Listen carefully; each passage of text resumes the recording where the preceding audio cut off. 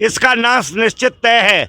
मोदी मोदी वहाँ बंगाल में कहते हैं ओ दीदी तुम तो हार गई हो दीदी, ये प्रधानमंत्री के काम है बोलने के।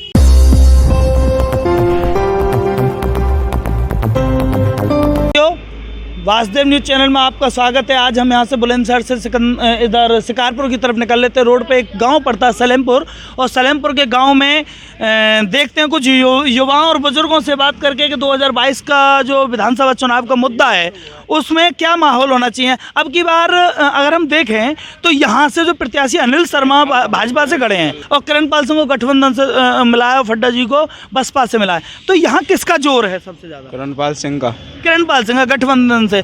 मेरा मानना है अब की बार किसका जोर है यहाँ पर चुनाव में? यहाँ तो भैया सारे लोग दल के हैं, सभी लोग दल के। मेरे एक समझ में नहीं आ रहा है, यहाँ से 2 किलोमीटर एक निज निवास आपके वर्तमान विधायक है, उनसे पब्लिक क्यों कटी हुई है? 50 लाख लगे पर वो अस्पताल में आतोली कोई डॉक्टर ना, कोई यहाँ जो मतलब कोई सुविधा ना, या काय की जो मतलब काय के पैसा लगाएंगे उद्घाटन उनको। नाराजगी मैं बताऊं, मैं उसी जिसका वो गांव है वहाँ इंटर कॉलेज है, मैं उसी से लेक्चरर से रिटायर हूँ, उसी विद्यालय से जिसका वो मैनेजर है। इतना बुरा आदमी, इतना गंदा आदमी शायद ही तुम्हें देखने को मिलेगा।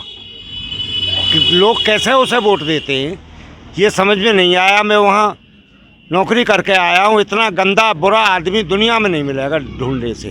ये जब 2 बार से विधायक अभी यहाँ भी रहे हैं, खुर्जा में विधायक बन के आए हैं और उन्होंने बसपा से कार्य किया, उसके बाद बीजेपी में आए, तो विधायक बार बार कैसे बन जाते हैं? विधायक बार बार यूँ बन जाए लहर में, मोदी के नाम पर बने, एक बार मायावती के नाम पर बने।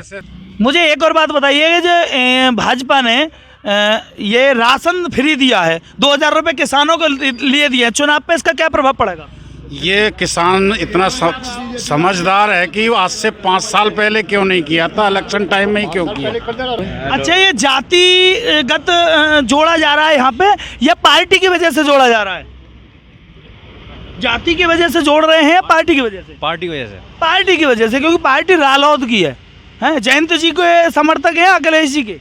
जयंत जी के। अच्छा, मेरा एक मानना ये है कि यहाँ पे वर्तमान जो विधायक हैं अनिल शर्मा जी, यहाँ से मात्र 2 किलोमीटर दूरी पर उनका निज निवास गांव है ना। और मैं ये मानना चाहूँगा यहाँ के जो वोटर हैं उनसे क्यों नाराज हैं कि पड़ोस में होते हुए भी हम गठबंधन को जा रहे हैं? गठबंधन कुछ काम ही ना होता, विकास नहीं है यहाँ पे। क्या काम, तुम सलेमपुर में घूम रहे, क्या विकास है यहाँ पे? जो अपने क्षेत्र में विकास नहीं कर सकता, बताओ राज्य में क्या विकास करेगा फिर वो? बस नाम क्या, ये जो लोग वहाँ चल रहे हैं छोटे मोटे विधायक हैं, मोदी और योगी के पीछे 2 ही लोग हैं बस इसमें, योगी और मोदी, सब बेकार है।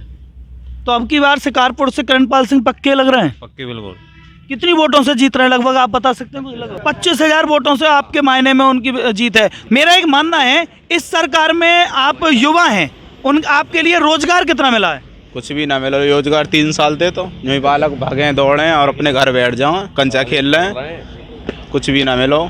अब देखें सरकार बदल रहे हैं, अपनी सरकार आवेगी गठबंधन की।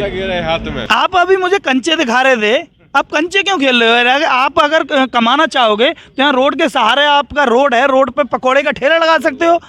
योगी जी बोलते पकौड़े लगाओ, तो आप इसके बारे में क्या बोलोगे? पकौड़े कहाँ से लगाओ? 200 रुपये किलो तेल, 100 रुपये किलो बेसन है, पकौड़े कहाँ से लगाएंगे? जो मतलब महंगाई की वजह से आप कंचे ही खेलोगे, तो यहाँ से आपको रोजगार कैसे मिलेगा? यहाँ से ऐसे रोजगार कैसे भी ना मिले, अब सरकार बदल देगी जब रोजगार मिलेगा। सरकार बदल कर रोजगार मिलेगा, अन्यथा कंचा खेल के ही सट्टा लगाओगे? हाँ, सट्टा लगाएंगे या कंचा खेल के ही। अच्छा, मुझे एक बात बताइए, यहाँ से जो किसान यात्रा निकली थी शिकारपुर से, किसान आंदोलन 1.25 साल चला है, और उस किसान आंदोलन का इस चुनाव पर कितना प्रभाव पड़ेगा? पूरा असर पड़ा है। इन्होंने 1 साल तक तो सड़क पर बैठा के रखे, गर्मी सर्दी बारिश जितने भी हैं सभी लोग वो परेशान नहीं, अपने घर खेतों को छोड़कर रोड पर पड़े रहे। तो ये हम भी किसान के बेटे हैं, किसान तो किसान के साथ ही रहेगा ना। एक जगह ईमानदार नेता है, एक जगह बेईमान नेता है। महंगाई पे गुरुजी कुछ बोलेंगे? महंगाई पे कुछ नहीं है, महंगाई कुछ नहीं है, महंगाई तो चरम सीमा पे है। किसान बेहाल है, मजदूर बेहाल है, सारे बेरोजगारी इन्होंने फैला दी। इसको वोट नहीं मिलेगी अब का। इसकी सरकार किसी कीमत पर नहीं आएगी।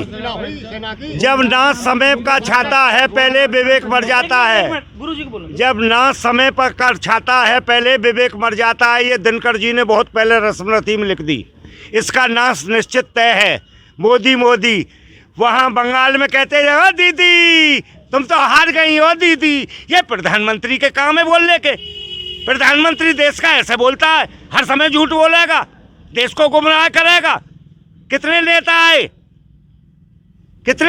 कितने चले गए। ऐसा प्रधानमंत्री होना चाहिए देश का।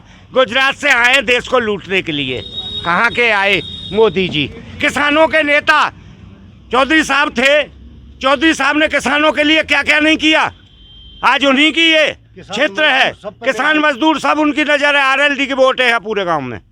अच्छा के चौधरी जी के पोते हैं अब जयंत जी, उनके बारे में अपना एक संदेश छोड़ें। ऐसा है, बहुत ईमानदार नेता, टीवी पर बोलता है, किसी की आलोचना नहीं करता, साफ बात करता है, पढ़ा लिखा आदमी है।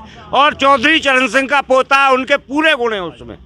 जयंत जी से जनता की क्या मांग है, आपको क्या उम्मीद है उनसे? उनसे ये उम्मीद है वो किसानों का, मजदूरों के, सबके नेता बनेंगे। और आगे भविष्य में आने वाले समय में वो देखना कितनी उन्नति करेंगे, कितने बड़े नेता बनेंगे।